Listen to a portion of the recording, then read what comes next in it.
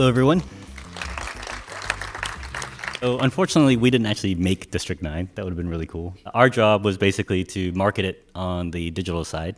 The company name is Trigger, and we basically do web, games, social media, and mobile, so iPhone applications for film marketing. We do a lot of the summer movies. We're doing 2012. We're doing Toy Story 3, stuff like that. But District 9 is particularly close to our hearts. It was kind of a pet project for us, I think, for a bunch of reasons. And the main reasons are, one, timeline-wise, our first launch was for Comic-Con 2008. So that means we started the project 18 months before the movie even came out. So this gives you a sense of like how long lead some marketing campaigns can be. It was really cool because it integrated with the offline campaign. We definitely cannot take the credit for that. Like it was Sony and Screen Gems that really led a lot of the strategy for this way early on. But I know the bus shelters and all that sort of stuff.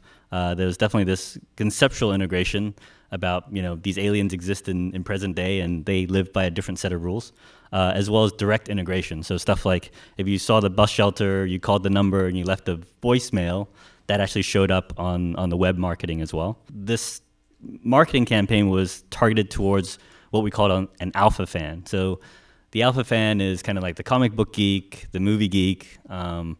The whole idea of that is that you target kind of these tastemakers very early on, and from their word of mouth, it actually reaches a much broader audience. People talk about that a lot, I think. I think it only works on a few films, and I think District 9 is one of them. Part of the reasons for that is that a lot of the times that buzz never happens, and it's not necessarily good buzz, so that doesn't work.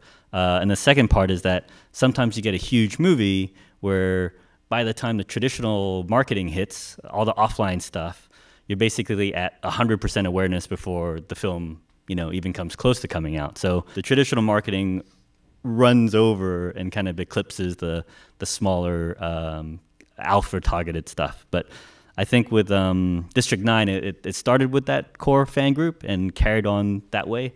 All the way up until the opening. Some of the campaign components that we're working on, this thing called ARG, which is alternate reality gaming, which is basically a network of sites that are supposedly in the narrative of the film, where you can get to learn about the characters in the world and such. We did an online game, so this is Flash-based isometric action game, and then we did an AR piece, which is augmented reality, where you put a code in front of the camera and you can actually see the aliens and spaceships floating in space. So I'll walk through some of that. So the first site we did was d-9.com. Basically, it's a map of Johannesburg.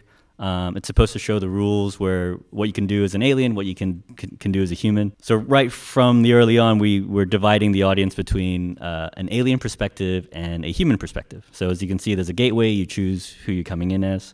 And then when you get into the site itself, it's basically a fully interactive map. You can look through it. There's hotspots with man on the street videos, some of which we shot.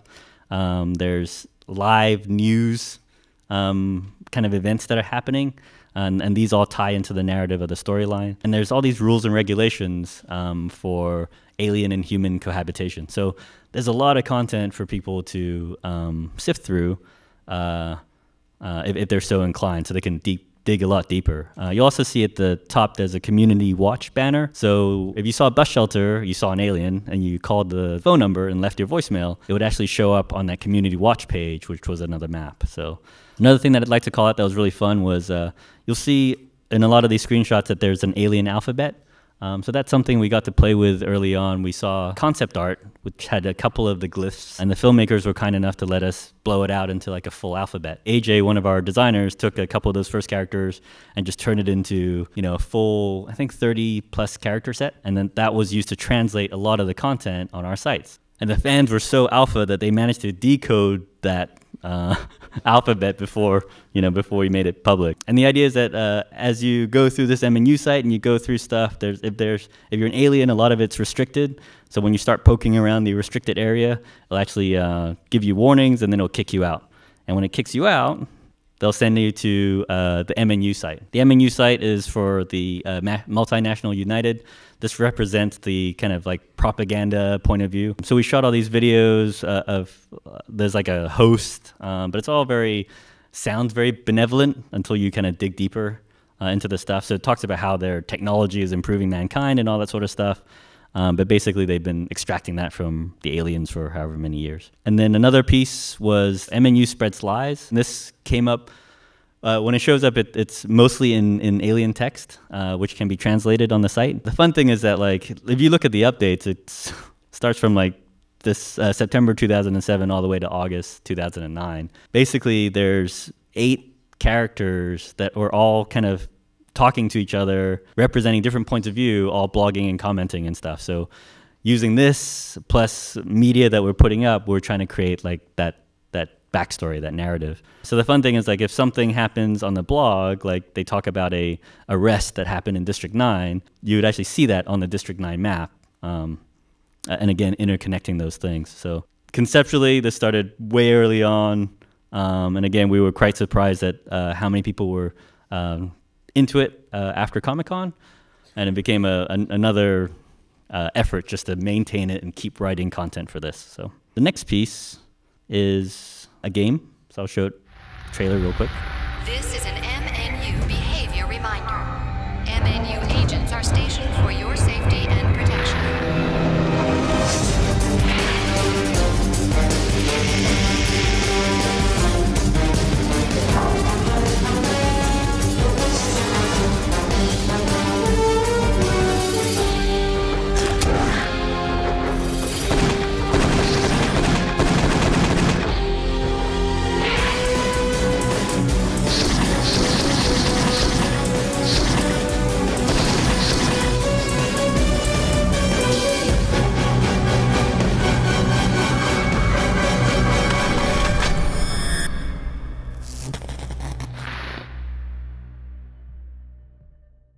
So that's an online game. It's free. It's Flash. The interesting thing about it is that I think most people think about like Flash marketing games or Flash games as quite simple.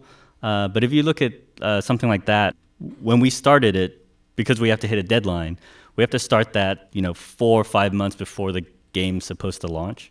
So often, like for this, we had 2 or 3 shots of early alien maquettes. We might have some photography from on set that shows the armor that the MNU guys were wearing.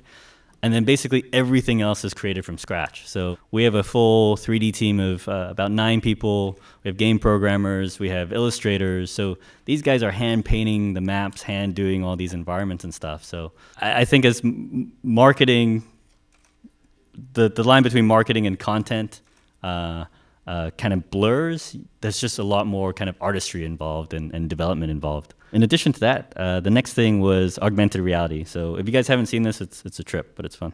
Welcome to the MNU Online Training Simulation. Before getting started, print the initialization image. Make sure your webcam is plugged in and your speakers are on.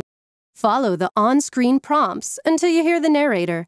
Welcome to Multinational United's online training simulation. Then it's time to begin. To start, hold your card in front of your webcam. Within a few seconds, the animation will begin automatically.